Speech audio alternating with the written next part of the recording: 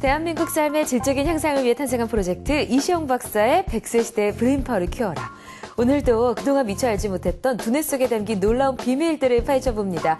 두뇌과학 전문가 이시영 박사님 나오셨습니다. 안녕하세요. 안녕하세요.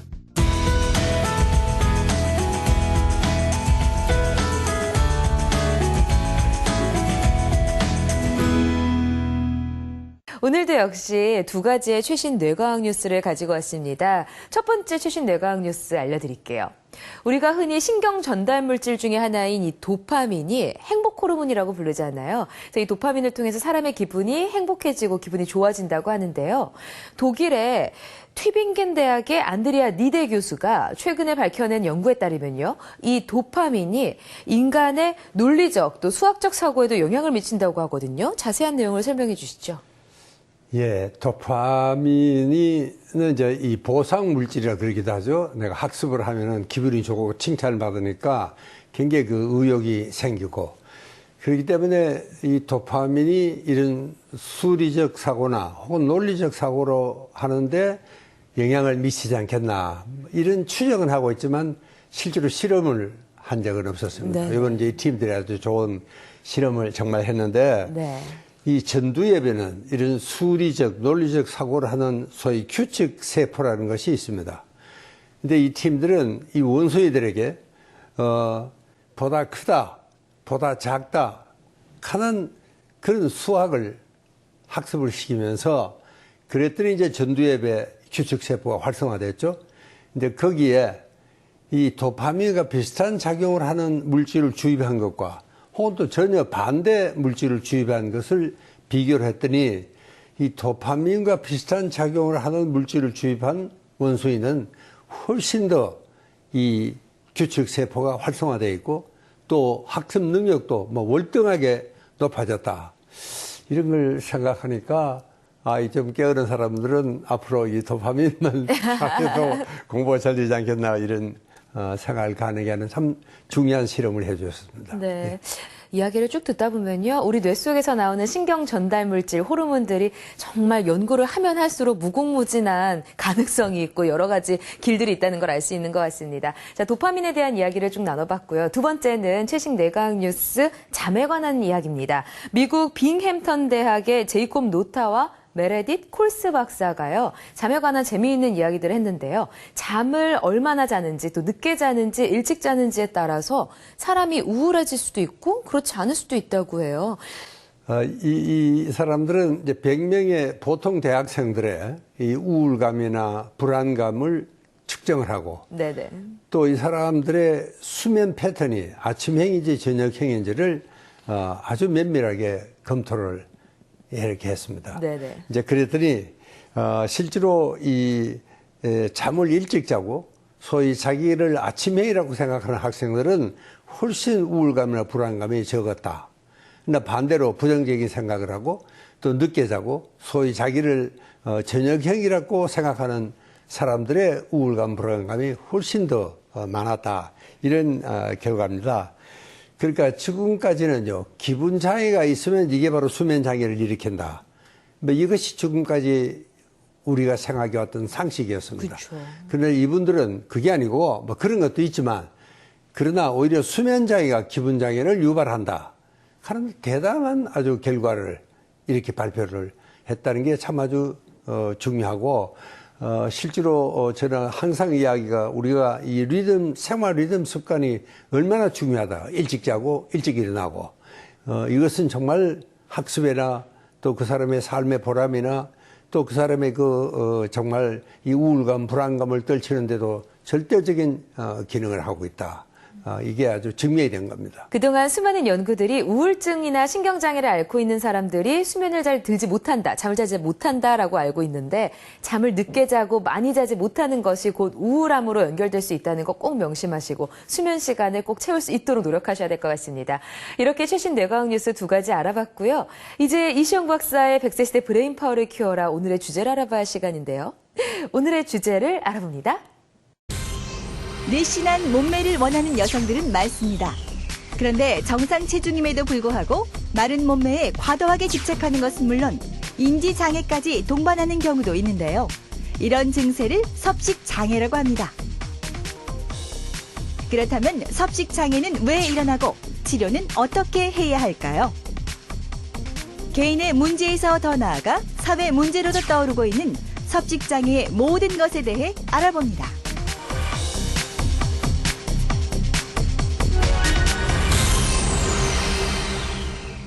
음식에 대한 두려움, 섭식장애. 저는 음식 먹는 게 살아가는 즐거움이거든요. 그래서 음식에 대해서 왜 두려워하나 좀 이해가 안 되는데요. 생각보다 이 섭식장애를 앓고 계시는 분들이 많다고 들었어요. 이 섭식장애 많습니다. 어떤 내용이에요? 예. 그러니까 이 섭식장애 환자들의 공통적인 특징은 자기 신체나 체형에 대해서 아주 삐뚤어진 생각을 하고 있습니다. 네. 그럼 내가 보기에도 정말 날씬하고 아주 정상적인 체중인데도 불구하고 자기는 살이 쪘다. 자기는 체형이 형편없다. 뭐 이런 생각을 하고 있는 사람들이 섭식장애 환자들의 공통적인 특징입니다.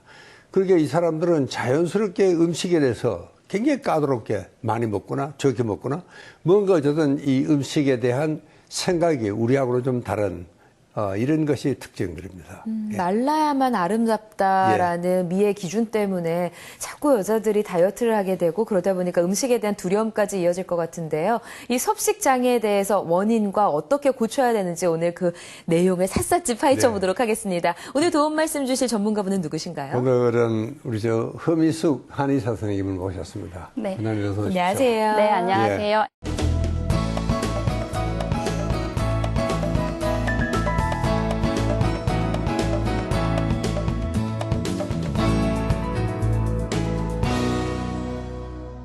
오늘 섭식장애에 대해서 이야기를 할 건데요. 원장님은 보니까 섭식장애나 이 다이어트와는 전혀 거리가 멀을 것 같거든요.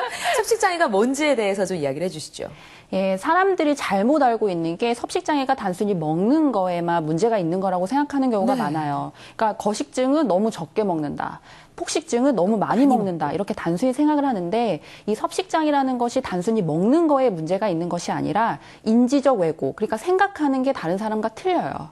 그러니까 체중 체형에 대한 생각들, 그리고 먹는 거에 대한 생각들, 그리고 살이 찌고 살이 빠지고에 대한 생각들이 일반 사람들과 틀립니다. 그리고 이 섭식장애는 특유의 행동을 보여요. 그러니까 뭐 지나가면은 뭐 우리는 그냥 지나가면 아무 생각 없이 지나가는데 이 섭식장애 환자분들은 다른 사람과 끊임없이 자기 체중과 체형을 비교하고 남들이 살이 쪘는지 살이 빠졌는지 계속 관찰하면서 지나가는 등 여러 가지 특유의 행동도 보이게 되거든요. 그래서 이 섭식장애는 단순히 먹는 문제가 아니라 사실은 정신과에서 가장 좀 중요한 부분 중에 하나를 차지하고 있는 그런 장애 일종입니다. 그러니까 이 사람들은 항상 자기 체중을 자주 체크합니다. 그래서 뭐 정말 0.1kg가 올라갔다 내려갔다 데서 일비하는. 일종의 강박이네요. 예. 또 그런가 하면은 또 아예 두려워가지고 체중을 체크 안 하는 사람이 있습니다. 올라가면 되니까. 그러니까 이제 조금만 올라가도 이제 허 원장 이야기했던 것처럼 계속 그 남과 자기를 견눈질 해가면서 훑어보고 이 어떤지 비교를 해보고 조금만 체중이 불었다 그러면 뭐 아주 패닉에 빠집니다. 이제 이런 것들이 역시 그 먹는 데 대한 강박증이니까 이건 아주 섭식장애다 이렇게 우리가 진단을 할 수가 있습니다. 그럼 거식증 같은 경우에는 예전에도 있었지만 요즘 많이 얘기가 나오는 게 여성들의 지나친 다이어트 때문인 거죠. 원인을 어디서 보세요, 원장님? 그렇죠. 이 거식증 같은 경우에는 사실은 여성분들 168에 48 되게 이상적이다 이런 얘기 하시잖아요. 사실 마른 몸이에요. 그렇죠. 굉장히 마른 몸매고요. 이 거식증 같은 경우에는 BMI, 체질량 지수가 17.5 이하에 해당되는 건데 이 168에 48이 17 정도예요. 그러니까 연예인분들 뭐 프로필에 나오는 그런 뭐 키랑 몸무게라든지 그런 것들이 거의 대부분 굉장히 심한 저체중에 해당되거든요. 근데 청소년들이 누구 보고 살을 빼겠어요? 당연히 연예인분들이죠. 그래서 극단적으로 살을 빼다 보니까는 이런 뭐 거식증, 그러니까 다이어트 자체에 중독되는 거예요. 단순히 이제 살을 빼는 차원을 넘어서서 내가 정해놓은 그 식단을 먹고 몸무게가 100g, 200g 빠져나갈 때마다 쾌감을 느끼고 나 자신이 대단한 사람처럼 느껴지고 뭔가 초월한 사람, 의지가 강한 사람처럼 느껴지면서 이게 단순히 살을 빼는 거를 떠나서 무언가에 이제 중독되는 수준까지 가게 되면서 계속 극단적으로 빼게 되는 거죠. 그럼 이런 섭식장애를 거식증과 폭식증으로 크게 나눠서 말씀을 하셨는데요. 제가 알고 있기론 폭식 장애가 있는 사람들이 뭐 안 먹다가 폭식이 있는 거니까 거식이 함께 따라온다라고 알고 있었거든요. 이 두 장애의 특별한 구분점을 잘 모르시는 분들이 많으실 것 같아서요. 증상에 대해서 설명을 좀 해주시죠. 그러니까요. 제가 저한테 온라인 상담글 올려주신 분들 보면 폭식증과 거식증을 헷갈려 하시는 네. 분들이 많아요. 근데 폭식증과 거식증은요, 일단은 체중으로 나뉘어져야 돼요. 그러니까 거식증은 저체중의 영향을 받는 사람들입니다. 네. 그러니까는 17.5 이하, 아까도 말씀드렸듯이 그 BMI 17.5 이하이신 분들의 거식증에 해당되는데요. 중요한 건 거식증 환자의 90%에서 폭식이 발생합니다. 그리고 10%는 계속 거식 증상을 이제 이어가다가 뭐 정말 심한 경우에 사망에 이를 수도 있는 거고요. 그리고 폭식증 환자분들은요, 중요한 건 주관적으로 봤을 때도 폭식이지만 객관적으로 봤을 때도 정말 많이 먹는다. 이런 객관적인 폭식을 하고 있어야 되고요. 그리고 또 중요한 거는 보상행동. 그러니까 폭식하고 나면 어때요? 살찔까 봐 두렵잖아요. 네. 그러니까 보상행동을 하는 사람들을 폭식증으로 진단을 하는데요. 보상행동에는 구토도 있고요. 그리고 씹고 뱉기도 있고, 그리고 과도한 운동, 그리고 굶기, 이런 게 다 해당되는 거죠. 그러니까 폭식증 환자도 거식을 할 수 있고, 거식증 환자도 폭식을 할 수 있는 것이죠. 네. 그러니까 거식증은 이제 체중이 굉장히 적은 것이 그쵸. 따라와야 된다고 하셨는데 폭식증은 그런 건 아니에요? 폭식증 같은 경우에는 이제 저체중의 영향은 아닌 거죠. 예. 그렇지만 거식증에서 폭식이 일어날 수는 있는 거죠. 거고. 근데 그 폭식 양이 보통은 굉장히 객관적으로 봤을 때도 많은 양보다는 자기가 생각했을 때 많이 먹는 정도. 자기가 생각했을 때 폭식이라고 주관적으로 생각하는 것이 틀린 것이죠. 그리고 비만이랑 폭식이랑도 다른 거죠. 그냥 꾸준히 항상 많이 먹는 사람이 그쵸. 폭식이 아니라 내 양보다 지나치게 많이 먹거나 그쵸. 먹고 나서 이상 행동을 한다거나 했을 그쵸. 때 폭식증 환자라는 거죠. 그렇죠. 그리고 폭식증 환자들 중에서 의외로 정상 체중을 갖고 있는 사람들이 많죠. 왜 그러냐면 씹고 뱉기라든지 구토라든지 보상 행동을 하고 있기 때문에. 근데 폭식을 하고 있는데 그런 보상 행동을 안 하면 이렇게 비만으로 이어지는 거죠. 네. 이 폭식증 환자들의 또 한 가지 우리가 걱정을 하지 않으면 안 되는 것은 많이 먹고는 토해버립니다. 또 그러니까요. 바로 화장실에 가서 토해버리니까 몸에 안 좋을 실제로 것 어떤 의미에서는 우리 위장에는 굉장히 중요한 이런 필수 영양 물질들이 많이 있는데 이걸 다 토해버리니까 이 사람들은 겉으로 보기에는 체중에 큰 변화가 없습니다. 네. 먹고 다 토해버리니까. 네. 그러나 사실은 그 내용을 분석을 해보면은 상당히 취약한 상태가 있습니다. 거의 뭐 영양 결핍증입니다. 근데 보기에는 그때 그럴듯하죠. 괜찮아 보이고. 그래도 자세히 보면 얼굴이 부석부석하거나 전혀 건강한 이런 얼굴은 아닙니다. 그리고 또 이 거식증 환자들은 참 보면 딱합니다. 보면 뭐 정말 뼈밖에 안 남았는데 났어요. 네. 그런데도 자기는 뭐 건강하다고 생각합니다. 그리고 또 실제로 건강해요. 활동도 열심히 잘하고 뭐 굉장히 쾌활하고. 그러니까 이 사람들은 이 병으로 인식을 안 하는 겁니다. 그런 상태가 좋은 겁니다, 오히려. 그러니까 이런 사람들은 치료를 굉장히 거부를 하게 되죠. 치료받아서 원래 체중으로 돌아가는 거 이거는 뭐 안 되니까. 이러니까 이 거식증 환자들은 그래서 정말 이 거식증 환자들이 심한 경우에는 항상 내과 의사가 이 옆에 대동하고 있어야 됩니다. 왜냐하면 이건 하나의 비상사태입니다. 영양이 그렇게 부족해가지고 사람이 살 수가 없잖아요. 기초대사가 뭐 거의 0에 떨어진다면 사람이 죽는다는 거거든요. 실제로 이 치사율이 굉장히 높습니다. 10%, 20%가 넘죠. 그러니까 이게 정말 거식증 환자가 정신과에 입원하면은 항상 내과하고 긴밀한 연락을 하고 있어야 됩니다. 굉장히 위험한 병입니다, 사실은요. 임상에서 직접 이제 거식증 환자들을 보시면 박사님 말씀하신 것처럼 자기는 괜찮다고 하는데 심각한 신체적인 문제를 달고 계시는 분들이 많으세요? 그렇죠.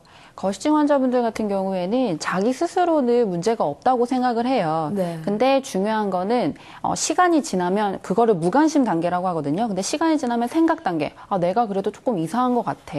라는 생각이 드는 게 언제냐면 신체적 문제가 생길 때예요. 거식증 환자분들은 심각한 저체중 상태이기 때문에 일단은 잠을 잘 못 자요. 잠을 계속 선잠을 자고 그리고 굉장히 추위를 많이 타고요. 그리고 몸에서 이런 체온을 유지시키기 위해서 털이 막 자라기 시작해요. 예, 솜털 같은 게 자라서 네. 막 등이라든지 손에 막 털이 많이 자라기 시작하고요. 그리고 이게 핏줄 같은 것도 많이 터지고 반점 같은 것도 많이 생기게 되고요. 그리고 또 극단적으로 체중이 더 빠졌을 때는 아니, 저번 주에는 멀쩡하게 들어왔던 환자가 갑자기 목발을 짚고 들어오는 경우 있어요. 그러니까 걷는 것도 제대로 안 되고요. 그리고 침대에 누워 있으면 뼈가 있잖아요. 그러니까 네. 계속 베기는 거예요. 아이고. 그러니까 베겨서 애들이 계속 뒤척거려요. 그리고 의자에 앉아 있으면 저희가 상담을 할 때도 두꺼운 이런 담요 같은 거를 깔아줘요, 의자에다가. 엉덩이가 발겨서. 엉덩이가 너무 베겨가지고. 좀 시간이 지나고 이제 심각해지면은 근력이 거의 없어져서 이렇게 변기에서 일어나지도 못하는 거예요.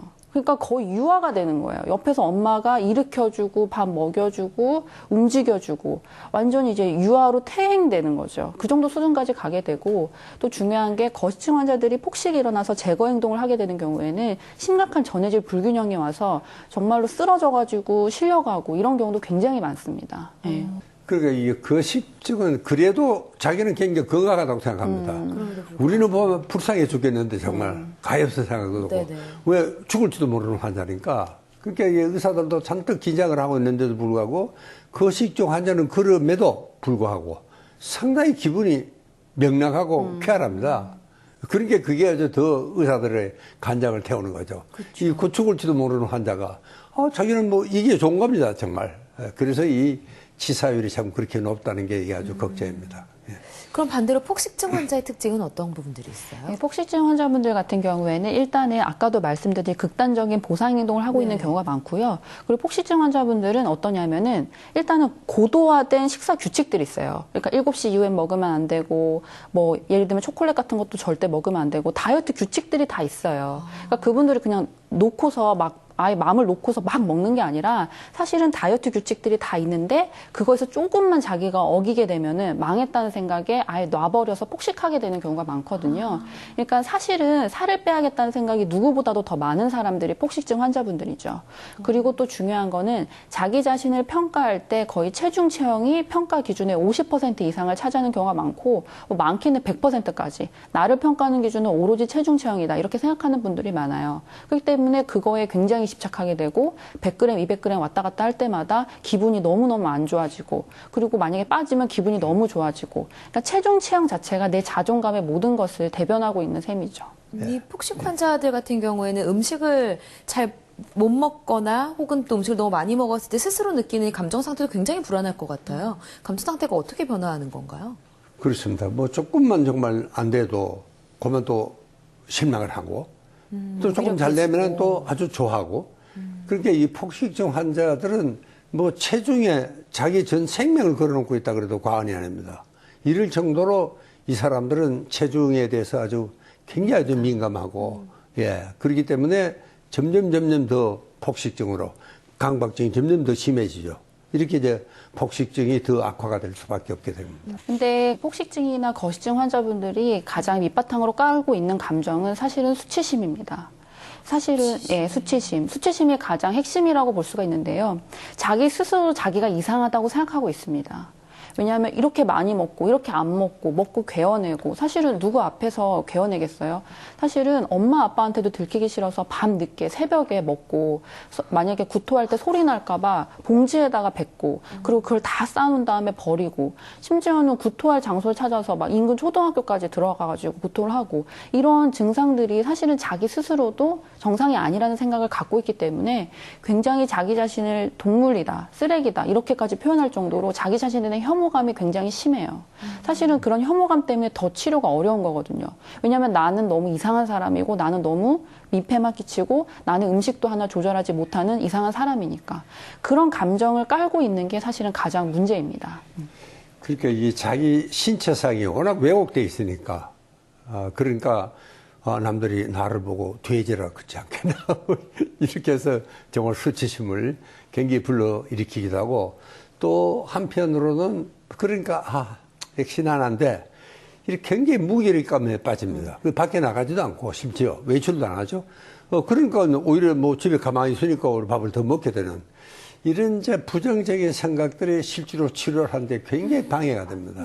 그러니까 단순히 많이 먹는다, 적게 먹는다, 안 먹는다가 아니고 이 환자들은 자기 신체에 대한 기본적인 왜곡된 참으로 잘못된 생각을 갖고 있다는 것이 제일 큰 문제가 되고 이게 정말 치료에 아주 방해 요인이 됩니다. 자, 섭식장애를 유발하는 원인과 증상에 대해서 두 분 선생님께서 자세히 설명을 해주셨는데요. 영상으로도 한번 다시 정리를 해봤습니다. 영상 함께 보시죠. 배가 고프면 식욕이 생기고 또 배가 부르면 식욕이 떨어집니다. 이처럼 누구에겐 너무나 당연한 일이 섭식장애 환자들에겐 당연하지 않아서 문제가 되고 있는데요.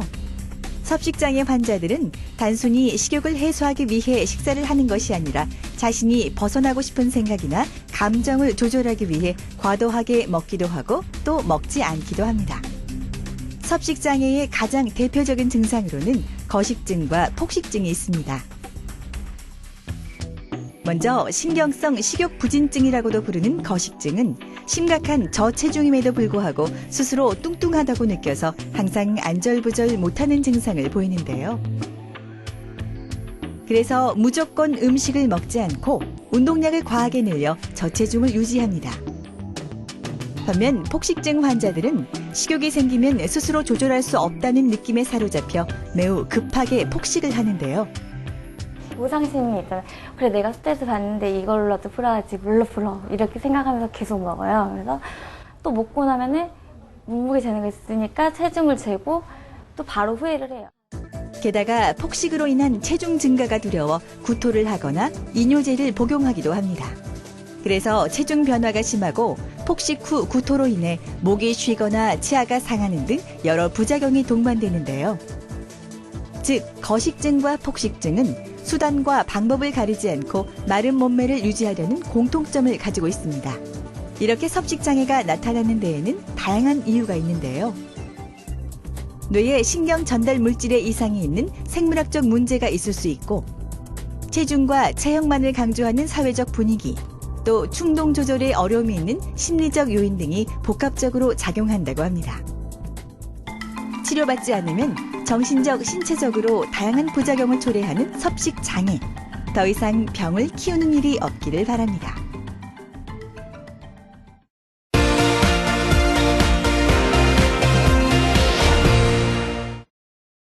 자, 섭식장애에 대해서 영상으로 쭉 자세하게 정리를 해봤습니다. 뭐 들으면 들을수록 보면 볼수록 더 심각하다고 느껴지는데요. 혼자서 이 장애에서 벗어나기는 어려울 것 같아요. 주변 사람들의 도움이 정말 많이 필요할 것 같거든요. 그럼요. 이게 가족의 지지가 무엇보다도 중요합니다. 왜 그러냐면 특히 거식증 같은 경우에는 다 알잖아요. 가족들이. 보면은 앙상하게 말라 있는데. 그렇죠. 그리고 굉장히 걱정을 많이 하거든요. 그러다 보니까 강압적으로 하는 경우가 많습니다. 그러니까 이 병이 알려지지 않고 겪지 않은 사람들은 사실 이 병에 대한 이해가 부족하잖아요. 그러니까 그냥 많이 먹으면 되잖아. 좀 더 먹으면 되잖아. 이렇게 단순하게 생각을 하고 왜 못 먹는지에 대해 이해를 못 하니까 싸우게 되는 경우가 많거든요. 그러다 보면은 이 저체중 환자분들, 거식증 환자분들은 굉장히 성격이 단호해요. 그리고 굉장히 고집스럽기 때문에 상대방이 강하게 나오면 자기가 더 강하게 나옵니다. 그래서 막 물건들도 날아다니고 막 고함도 나오고 집안 분위기가 진짜 엉망이 되거든요. 그래서 가족들의 이런 따뜻한 지지와 그리고 무엇보다 이 섭식장애에 대한 이해가 굉장히 중요합니다. 그러나 참 이 옆에서 지켜보는 부모로서는 속 타죠. 이렇게 좀 침착하고 그래야 되는데 그러기 쉽지가 않습니다. 막 실망하고 짜증 들어오니까 뭐 화도 내고 이제 이렇게 되는 게 이제 보통인데, 그러나 대부분의 부모들은 이 아이가 먹느냐 안 먹느냐 거기에만 집중이 되어 있습니다. 그러나 사실은 이 아이가 왜 안 먹고 왜 많이 먹고 하느냐 하는 데 대한 이 아이의 전체를, 전 인격을 우리가 이해를 해야 할 필요가 있습니다. 나는 그 이야기를 꼭 우리 부모님들에게 이 아이들을 돌본다는 게 쉽지가 않습니다. 병원에 간호사도 쩔쩔매는데 집에서 부모님들이 별 지식이 없는 부모 입장에서는 참 힘들죠. 그러나 이게 너무 먹는다 안 먹는다에만 초점을 맞춰서 아이를 자꾸 닥달할 것이 아니고 이 아이가 왜 그럴까, 이 전체를 좀 이해할 수 있는 이런 좀 넓은 시각이 필요하리라 저는 그렇게 생각합니다. 단순히 왜 안 먹어 할 게 아니라 도대체 이 아이가 어떤 이유와 어떤 상처 때문에 먹는 걸 거부하는지를 알아야 한다는 이야기인데요. 그럼 결국에는 대화밖에 없을 것 같아요. 어떤 대화들을 같이 나눠줘야 되는 거예요? 일단은 환자분한테 이거 좀 더 먹지 마, 뭐 이런 식으로 먹는 거에만 집중하기보다는 사실은 환자분들 같은 경우에도 일단은 살이 찌기는 싫어해요. 그렇지만은 자기의 신체적인 문제 그리고 어떤 정신적인 문제는 고민하고 있거든요. 그런 걸 잘 들어주는 거예요. 춥진 않니? 학교 생활할 때 집중력이 떨어지지 않니? 뭐 힘든 부분은 없니? 그리고 거시증 애들은 애들과 고립되어 있거든요. 왜냐면 먹는 걸 같이 먹을 수가 없잖아요. 그럼 혼자 다녀요. 그러니까 굉장히 외롭거든요. 그리고 애들 앞에서 그렇게 깨작깨작 먹고 부모도 이상하게 보는데 친구들은 더 이상하게 보지 않겠어요? 그렇죠. 그리고 점점 말라가니까 애들도 거식증 아니야? 이렇게 수근거리기 시작한다고요. 그래서 굉장히 외롭거든요. 그래서 부모가 옆에서 외롭진 않니? 힘들진 않니? 그러니까 이해해주고 정말로 무조건적인 이해가 바탕이 됐을 때 그때 정말 환자가 변하기 시작하거든요. 그러니까는 강압적일 게 아니라 지금 상태를 이해해주는 거, 그리고 그런 대화들, 환자가 지금 현재 고민하고 있는 걱정들을 들어주는 게 가장 중요합니다. 외롭고 고립된다고 말씀을 하셔가지고 갑자기 생각이 난 건데요. 그럼 가족들이 좀 은둔형이 될 수도 있어서 이 아이들을 데리고 밖에 나가고 함께 외식을 하고 이런 것들은 좀 좋은 치료 방법이 되지 않을까 싶어서요. 어떻습니까? 좋은 방법이 아닙니다. 왜 그러냐면 거시증 환자분들은 굉장히 이렇게 변화를 두려워해요. 그렇기 때문에 그건 또하면 안 되는 갑자기 급격한 변화를 주게 되면 애들이 굉장히 불안해하거든요. 애들이 얼마나 이렇게 고정된 이런 생활 틀에 갇혀 있냐면 똑같은 식기에다가 먹고 만약에 빵도 막 24등분으로 막 잘라서 먹고 자기만의 식사 규칙들, 자기가 먹어야 될 음식들, 자기가 먹어야 될 그릇 딱딱딱딱 정해진 게 있어요. 근데 그렇게 지금 한 가지를 고수한 애들한테 갑자기 다른 환경을 노출시켜 버린다든지, 예를 들면 막 시골 할머니 집에 그냥 보내버린다든지 이런 경우도 있어요. 그러면은 애들이 굉장히 두려워할 수가 있어요. 불안할 수 있군요. 그래서 불안하고 그렇기 때문에 오히려 더 단호하게 이렇게 거부할 수가 있거든요. 그러니까 일단은 안정된 틀 안에서 조금씩 변화를 줘야지 갑자기 그렇게 급격한 변화를 준다든지 외식을 해버린다든지, 그리고 그러다 갑자기 애들이 혹시라도 폭식이 터져버리면 완전히 이제는 뭐 다 거부해버려요. 그렇기 때문에 그런 것들은 주의하셔야 됩니다. 그러니까 급작스러운 환경에 변하는 정말 금물입니다. 이 아이들은 자체가 강박증 있는 환자니까, 강박증 있는 환자는 변화를 제일 싫어합니다. 다각적으로 접근을 예, 해야겠네요. 새로운 걸 싫어하죠. 네. 뭐 부모 입장에서는 그렇죠. 기분도 전환도 좀 하고, 또 공기 좋고 물 좋은데 그런 데 가서 마시는 것도 좀 먹고, 그래서 얼마나 좋겠어요. 그러나 그건 이제 부모의 욕심이고, 네. 실제로 아이는 정말 싫어합니다. 이게 급작스러운 환경의 변화에 대해서 아이들은 뭐 거의 패닉을 일으킵니다. 그리고 뭐 그마저도 전혀 안 먹고 또 폭식을 하거나 이렇게 되니까 부모들도 아이와 잘 의논해서 정말 아이가 원하는 쪽으로 아이의 정말 의사가 뭔지를 존중해 가면서 그렇게 변화를 하더라도 조금씩 해야 되겠다. 너무 갑작스럽게 그 욕심을 내시면 안 됩니다. 모든 병의 치료의 근원은 병원이라기보다는 가정에서 시작되는 거잖아요. 그래서 이 섭식장애, 특히 밥에 관련된 문제인 만큼 가족들의 역할이 가장 중요할 것 같아서요. 가족들이 꼭 해야 할 것, 또 꼭 하지 말아야 할 것들에 대해서 정리를 좀 해봤습니다. 영상 함께 보시죠. 한 집에서 함께 살면서 끼니를 같이 하는 사람, 즉 식구를 말합니다. 그런데 섭식장애 환자들은 음식 섭취에 장애를 가지고 있다 보니 그들의 식구인 가족들의 고통은 이루 말할 수 없는데요. 하지만 식구이기 때문에 섭식장애 환자들에겐 가족들의 도움이 절실합니다. 직접적인 원인이라고 보기는 어렵지만 가족 안에서 일어나는 문제가 섭식장애 증상을 유지하고 악화시키는 경우도 있기 때문인데요.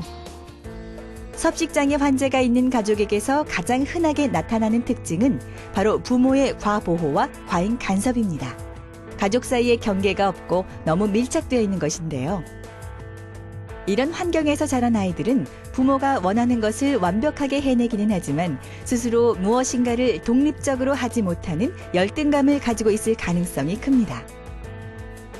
그래서 부모의 간섭에서 벗어나 유일하게 스스로 결정하고 조절할 수 있는 것, 바로 체중 조절에 매달리게 되는 거죠. 그리고 만약 체중 조절에 성공하게 되면 자신을 통제했다는 성취감 때문에 점점 더 체중 감량에 집착하게 되고 급기야 섭식장애로 발전하는 경우도 있습니다. 이처럼 가족 내부에 문제가 있다면 이 문제만 풀어도 치료에 굉장한 도움이 되는데요. 우선 부모는 자녀와 대화를 시도해보는 것이 좋습니다. 평소에 어떻게 생각해왔는지, 무엇이 힘들었는지 등을 묻는 것입니다. 또한 자아 형성에 방해가 됐던 가족 관계 요인들을 하나씩 개선해가면서 자녀로 하여금 올바른 자아를 갖도록 도와주어야 하는데요. 실제로 18세 이하 거식증 환자들의 경우 가족 치료가 효과적이라는 사실이 이미 여러 연구를 통해 입증된 바 있습니다. 섭식장애 치료의 가장 큰 목표는 식이습관을 교정하는 것입니다. 그래서 가족들은 환자 옆에서 식사에 대한 즐거움을 일깨워주는 역할을 해야 하는데요. 우선 식사 시간이 불편하다고 느끼지 않도록 안정감을 주는 대화를 이끌어 나가는 것이 좋습니다. 또한 식사 중에 편안하고 조용한 배경음악을 틀어두는 것도 도움이 된다고 합니다. 특히 거식증 환자들 중엔 식사 후에 불안 증세를 보이는 경우도 많은데요. 이럴 땐 체중 변화에 대한 관심을 다른 곳으로 돌릴 수 있도록 도와줍니다. 영화나 TV를 함께 보거나 산책을 하는 등 주의를 환기시키는 행동을 유도하는 것이죠. 그렇게 식후 30분이 지나면 배부른 느낌이 점차 줄어들면서 환자의 불안도 함께 줄일 수 있습니다. 낮아진 자존감을 회복하는 것이 특히 중요한 섭식장애 치료. 가족들의 따뜻한 보살핌이 있다면 충분히 나아질 수 있습니다. 환자만의 문제가 아니라 가족들 전체에게까지 영향을 줄 수 있기 때문에요. 이 가족들이 어떻게 행동해야 되는지 행동 지침에 대해서 좀 알아봤습니다. 이 섭식장애 좀 전에 살짝 말씀해 주신 것 중에 완치할 수 있다라는 이야기를 하셔가지고요. 정말 완치 가능해요? 제가 봤을 때는 완치하기 쉽지 않은 병인 것 같아서요. 예, 쉽지는 않은데요. 사실 치료율은 그렇게 낮지는 않습니다. 그래요? 예, 치료 중단만 하지 않으면 근데 이게 치료 탈락률이 좀 높아서 그렇지 치료만 지속적으로 받는 경우에는 완치율이 높은데요. 네. 근데 예를 들면은 이 섭식장애 환자분들이 사실은 1년은 지나야 병원에 옵니다. 그리고 가장 많은 환자분들이 4년에서 6년 사이 분들이거든요. 그러니까 사실은 그렇게까지 너무 긴 시간을 혼자서 앓고서 계속 자가치료를 실패한 경우에 오면 이 섭식장애뿐만 아니라 우울증, 불안장애, 알코올 중독, 다른 병까지 가지고 오는 경우가 많거든요. 그러면은 더 치료하기가 힘들어지죠. 네. 그렇죠. 그렇지만 초기에 특히 뭐 한 1년 정도 지났을 때 그리고 2년 정도 사이에 그때 온다면은 치료는 굉장히 더 높아지고요. 나머지 이제 합병증까지 온 후에는 치료 기간이 당연히 길어지죠. 그렇지만은 치료 중단만 없이 치료만 지속적으로 받는다면 치료율은 높은 편입니다. 그럼 일종의 이 섭식장애가 정신장애라는 이야기인데 그렇게 되면은 정신장애를 치료하는 치료법들이 함께 연구가 돼야 될 것 같거든요. 어떤 식으로 치료를 하는지가 좀 궁금합니다. 정말 이 치료, 특히 이제 신경성 폭식증의 경우는 이제 우리가 그냥 인지 행동 요법이라 네. 그게 그래도 어떤 지금까지 알려진 방법 중에는 제일 잘 듣는다, 제일 효과적이다 이렇게 이야기를 하는데 네. 말하자면 환자들의 생각을 바꿔주고 환자들의 기분을 좀 바꿔주고 그러면서 또 행동 교정도 하고 이것은 정말 전문의한테 치료를 받아야 됩니다. 이것은 굉장히 한 4단계로 나눠져 있는데 아주 논리적이고 체계적이고 그렇게 잘 되어 있습니다. 그래서 이 프로그램만 잘 따라하면은 치료율도 상당히 높습니다. 그런데 이거는 뭐 집에서 혼자 할 수 있기는 또 가족들 하기는 대단히 힘듭니다. 그래서 일단은 전문의한테 가서 치료의 원칙은 일단 배우고 나오고 그리고 난 후에 집에서 혼자 할 수도 있고 이렇게 우리가 돼야 됩니다. 영화에서 보면은 알코올 중독이나 이런 사람들이 모여서 서로의 이야기를 하면서 공감대를 형성하고 치유하는 방법들이 나오잖아요. 네네. 이 섭식장애 환자들도 함께 모여서 자신의 이야기를 하고 또 이런 방법으로 치료 과정을 만들어 나갈 수도 있나요? 이게 집단 치료 얘기하시는 네. 것 같은데요. 집단 치료 같은 경우에는 효과적일 수도 있고 효과적이지 않을 수도 있습니다. 네. 예, 집단 치료 같은 경우에 아무래도 이제 자기 얘기를 하고 이제 공감하는 그런 쪽은 좋고요. 어떻게 보면 이제 약간 인지행동 치료적으로 이렇게 교육도 들어가게 되고 좋은데, 근데 사실은 정말 깊은 얘기를 그 자리에서 할 수 있는 게 왜냐면 비밀 보장에 대한 것들의 두려움이 있어요. 왜냐면은 의사랑 1대1도 아니고 굉장히 많은 사람들과 있기 때문에 정말 깊은 얘기는 하기가 힘들거든요. 그런 것 때문에 좀 이제 제한이 있을 수 있고요. 그리고 환자분들이 이제 다 다르잖아요, 상태가. 예를 들면 이 사람은 좀 초기일 수도 있고 이 사람은 막 우울증, 불안장애 같은 게 있을 수도 있는데 뭔가 어떻게 보면은 이렇게 인지행동 치료를 프로그램대로 따라가기에는 약간 학습 능력이라든지 이런 것들도 다를 수가 있어요. 우울증이 굉장히 심하면 상담을 오는 것조차 힘들 수가 있거든요. 근데 막 과제 나가고 해오라 그러고 이렇게 나가면 따라가지 못하는 사람들은 오히려 더 이렇게 망했다는 생각이 더 들 수가 있거든요. 그리고 뭐 이런 집단 치료 외에도 이런 카페나 커뮤니티 같은 게 많이 활성화되어 있는데 사실 그것도 그렇게 좋은 방법이 아닙니다. 왜 그러냐면은 정말로 뭐 치료자가 답변을 해준다든지 조언을 해준다든지 아니면 어떤 걸 안내해 주는 게 아니라 자기들끼리 그냥 나 이만큼 먹었어. 나 망했어. 나 오늘 뭐 5,000칼로리 먹었어. 나 오늘 뭐 빵 5개 먹었어. 이런 식으로 뭐 먹기 자랑대회처럼 막 이런 글이 나와요. 그러면서 댓글에는요, 그거 이렇게 하면 3일 만에 다시 복구할 수 있어. 이런 잘못된 다이어트 정보들이 댓글을 쫙 달려요.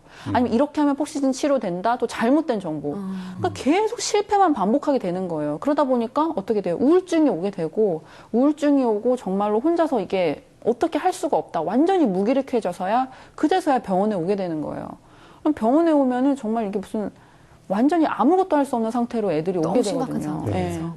사실 기침 조금만 나도 감기약사로 약국 뛰어가고 좀 다쳐서 피가 난다 그러면은 병원 가서 치료받으려고 난리인데 이 먹는 것에 대한 거 또 정신적인 문제에 대한 거는 병원에 간다는 생각들 잘 못하시잖아요. 근데 오늘 들으셨으니까 아실 것 같습니다.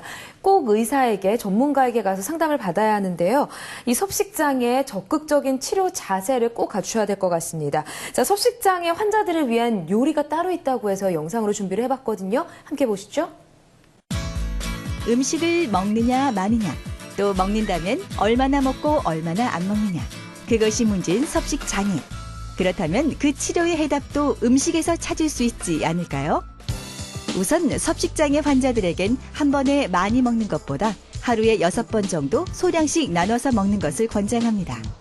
단 지방 함량이 높지 않은 재료를 택하되 인공 감미료나 소금은 가급적 사용하지 않고 식품 자체의 풍미를 느낄 수 있도록 조리해서 먹는 것이 좋은데요. 거식증과 폭식증, 그 증세에 따라 식단 또한 차이를 둔다면 치료 효과를 높일 수 있습니다. 우선 거식증 환자는 영양 불균형으로 면역력이 떨어져 있을 가능성이 크기 때문에 이를 보완하는 음식을 먹으면서 식욕은 저해야 하고 이뇨제 역할을 하는 카페인 음료는 금하는 것이 좋습니다. 폭식증 환자는 식사 패턴이 폭식으로 이어지지 않도록 칼로리는 낮으면서 포만감을 주는 음식을 섭취해야 하는데요. 그렇다면 섭식 장애에 도움이 되는 식재료와 요리에는 무엇이 있을까요? 안녕하세요. 요리연구가 김혜순입니다. 김혜순 요리연구가에게 배워보기로 했습니다. 거식증 환자의 경우 면역력이 떨어질 확률이 높기 때문에 면역력에 좋은 토마토를 이용해서 요리를 만들어 보겠습니다. 거식증 환자에게 좋은 음식 토마토 버섯 볶음입니다. 토마토와 각종 버섯 등을 준비해 주세요. 토마토가 붉은 빛을 띠는 건 라이코펜이라는 성분 때문인데요. 이 성분은 면역력을 높여주는 대표적인 성분 중 하나로 알려져 있습니다. 칼로리가 낮은 버섯 또한 거식증 환자들이 부담 없이 먹을 수 있는 식재료 중 하나입니다. 오일을 좀 더 넣고요. 양파를 먼저 좀 볶아서 향을 좀 내주세요. 마늘도 좀 넣어주세요. 기름을 두른 프라이팬에 양파와 다진 마늘 그리고 나머지 재료들을 차례로 넣고 볶아준 다음 마지막으로 후추로 간을 해줍니다. 생으로 먹는 것보다는 볶아서 먹는 게 몸에 흡수가 훨씬 잘 됩니다. 토마토의 빨간 색깔이 그게 라이코펜이라는 성분이거든요. 라이코펜은 항산화 성분이 굉장히 풍부하고요. 특히 식이섬유라든지 수분이 풍부하기 때문에 몸속의 신진대사를 좋게 해주고 면역력을 높여줍니다. 폭식증 환자에게 좋은 음식은 포만감을 주면서 열량이 낮은 음식이 좋습니다. 대표적인 게 곤약입니다. 곤약을 이용해서 국수를 만들어 보겠습니다. 다음은 폭식증 환자에게 좋은 곤약 국수입니다. 곤약과 당근, 호박, 두부 등을 준비해 주세요. 곤약국수 하실 때는 먼저 멸치와 다시마를 넣은 국물을 우려놔야 됩니다. 멸치를 찬물에 넣어주시고요. 또 한 5장 정도 찬물에 넣어주시고. 이게 지금 전체적으로 보시면 팔팔 끓이는 게 아니라 전체적으로 위가 떠오를 때가 있어요. 그때 불을 끄시면 돼요. 육수 같은 경우에는 이렇게 충분하게 잘 우리면 특별하게 간을 많이 하지 않아도 맛있는 맛이 나고 나머지 간은 이 양념으로 조절하시는 게 좋아요. 너무 짜게 먹는 것도 그 폭식증 환자한테 좋지 않거든요. 채소를 넣어주세요. 호박만 먼저 좀 익으면 되고 다른 건 그냥 생으로 먹을 수 있는 거니까 호박을 먼저 이렇게 넣어주시고 멸치와 다시마를 넣고 우린 물에 준비된 채소를 넣으면 곤약국수의 육수는 완성됩니다. 곤약 같은 경우에는 이렇게 차가울 때 먹는 것보다는 이렇게 팔팔 끓는 뜨거울 때 먹을 때 훨씬 오돌오돌 씹는 식감이 굉장히 좋아져요. 여기다가 이렇게 넣어가지고 이 국물 이렇게 좀 끼얹어 주시면 돼요. 이렇게 해서 곤약에는 글루코만난이라는 성분이 들어있어서 포만감을 좋게 해주고 특히 식이섬유도 풍부하기 때문에 변비라든지 장 운동의 촉진에도 아주 좋은 그런 식품입니다. 식재료의 영양소와 특징을 잘 살린 요리들로 섭식장애 슬기롭게 이겨내시길 바랍니다.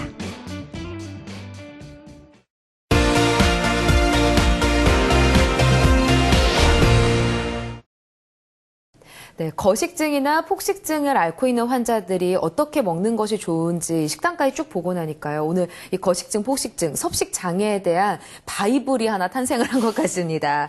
자, 마지막으로요. 이렇게 섭식 장애 때문에 고통받고 또 이걸 치료하기 위해서 안간힘을 쓰고 있는 환자들에게 한마디 해주시죠.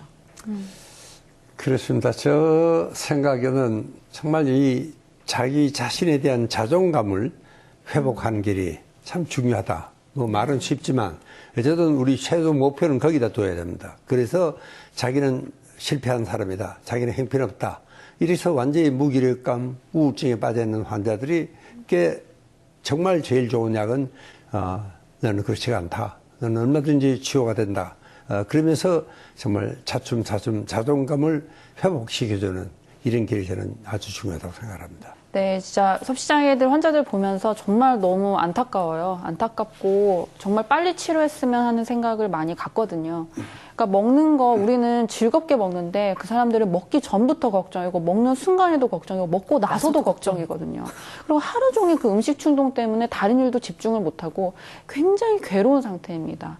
그래서 치료를 통해 빨리 자유로워지고 먹는 것에 자유로워지고 자기 자신의 만들어놓은 그 틀, 그런 강박에서 자유로워져서 좀 더 행복하고 그리고 좀 더 이제 성숙되게 살아갈 수 있도록 치료도 빨리 받고 그리고 정말 행복해졌으면 하는 마음입니다. 네, 먹는 게 얼마나 즐겁고 행복한 일인데요. 그렇죠? 마지막까지 좋은 이야기 해주신 허미숙 원장님 감사합니다. 감사합니다.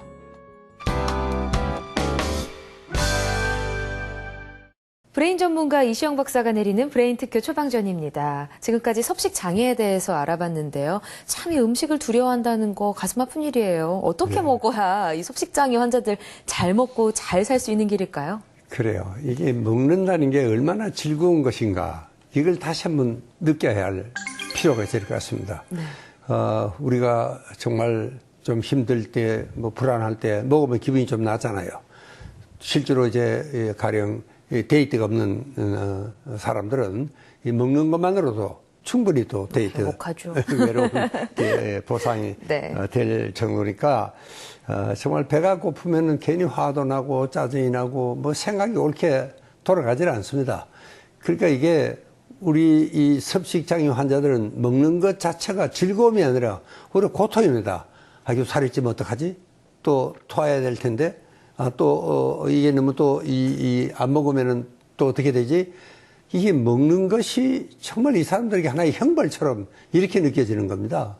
그러니까 그만, 조금만 먹어도 살이 찔 거 겁이 나가지고 안 먹는다거나 또, 완전히 아주 뭐 며칠을 정말 굶는 사람들도 있습니다.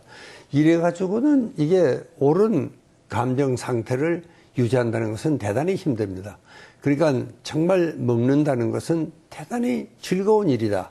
이거는 인간으로서의 생명을 지키는 기본적인 일이고 가장 우리 본능 중에 강한 게 먹는 일 아닙니까? 근데 이거를 우리 환자들이 다시 한번 이해를 할 필요가 있고 그래서 참 먹는 것에 즐거움을 느끼는 이런 사람이 좀 되었으면 좋겠습니다.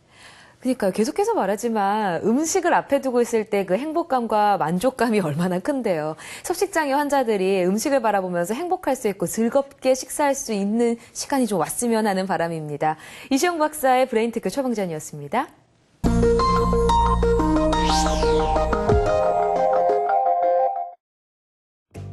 마음을 읽는 두뇌 이야기, 뇌과학 마음을 읽답니다. 1960년대 이후 빠른 경제 성장을 보였던 우리나라의 행복지수는 OECD 30개국 중에 26위에 속하는데요. 반면 동남아시아에 위치한 작은 나라 부탄은 1인당 국민소득이 우리 돈 220만 원 정도로 가난하지만 국민 100명 중에 무려 97명이 행복한 나라로 알려져 있습니다. 행복은 돈의 가치를 기준으로 삼지 않는다는 걸 여기에서 알 수 있는데요. 그렇다면 사람들은 행복을 어디서 찾을 수 있을까요? 복권에 당첨된 사람들과 사고로 한쪽 다리를 잃은 사람들의 행복 수치를 연구한 결과가 있습니다. 처음 몇 개월간 복권에 당첨된 사람들의 행복 수치는 급격히 올라가고 한쪽 다리를 잃은 사람들의 행복 수치는 한없이 낮아지는 현상을 보였는데요. 이 순간 복권 당첨자와 사고로 불구가 된 사람들 모두 자신이 현재 겪고 있는 행복과 불행이 영원할 것이라고 생각합니다. 하지만 수개월이 지나고 길어봐야 1년 안에 복권에 당첨된 사람도 또 사고로 불구가 된 사람도 행복 수치가 원래의 수준으로 돌아왔는데요. 외부 요인으로 인한 행복과 불행은 영원할 것 같지만 사실은 절대 지속되지 않는다는 것을 알 수 있습니다. 우리가 흔히 행복과 불행의 잣대라고 생각하는 돈, 건강, 지위, 또 아름다움 등이 사실은 행복의 기준이 아니라는 걸 보여주는 연구 결과였는데요. 긍정심리학의 아버지라고 불리는 마틴 셀리그만 박사는 행복한 삶은 무엇인가라는 질문에 3가지 유형의 행복한 삶을 제시했습니다. 과연 어떤 삶일까요? 마틴 셀리그만 박사가 제시한 행복한 삶의 첫 번째는 즐거운 삶입니다. 말 그대로 많이 웃고 기분이 좋고 좋은 감정을 느끼는 1차원적인 즐거움인데요. 단 진심으로 우러나오는 즐거움이 아닌 즐거운 척하는 것은 공허함을 낳을 수 있다고 경고합니다.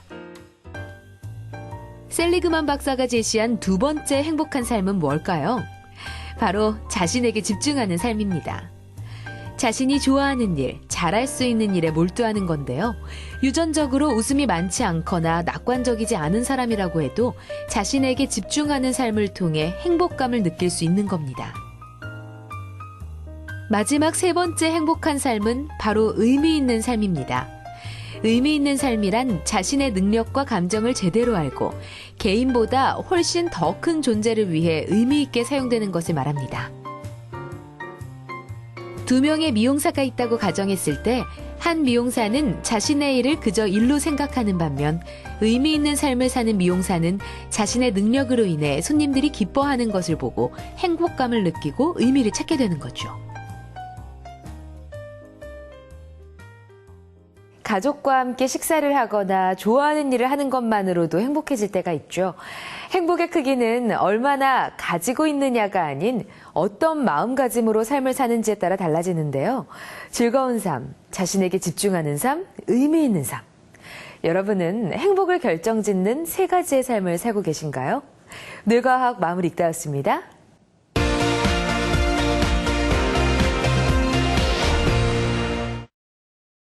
이시영 박사의 100세 시대 브레인파워를 키워라. 오늘은 이 음식에 대한 장애, 섭식 장애에 대해서 쭉 짚어봤는데요.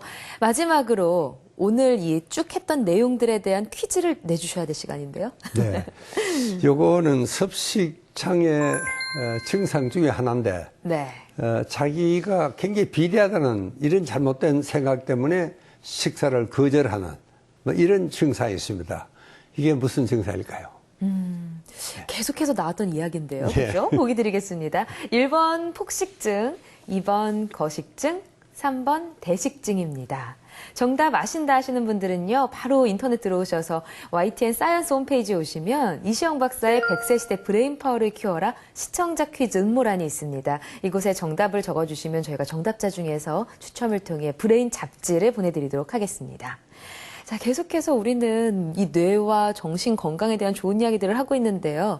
이번 주 시간에 이어서 다음 주에는 또 어떤 좋은 이야기들, 어떤 좋은 정보를 알려주실지 궁금합니다. 예, 다음 주는 이 최근에 아주 우리나라도 이혼율이 굉장히 증가하고 있습니다. 맞아요. 네. 그게 뭐 원인은 뭐 다양하겠지만 그 중에 하나가 이게 괜히 멀쩡한 배우자가 무슨 외도를 한다 하는 그런 의심을 하기 시작을 하고 네. 또 이 의심이 점점 커져가지고 아주 완전히 아주 피해 망상으로까지 이렇게 번지면 정말 이 싸움이 끊임없이 일어나고 심지어는 뭐 신문하고 따라다니고 이렇게 하고 폭행까지 이르게 되고 네.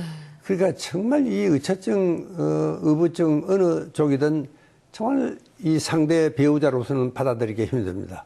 그래서 정말 참 이혼까지 가지 않으면 안 되고 심지어 뭐 살인사건이 일어날 수도 있습니다.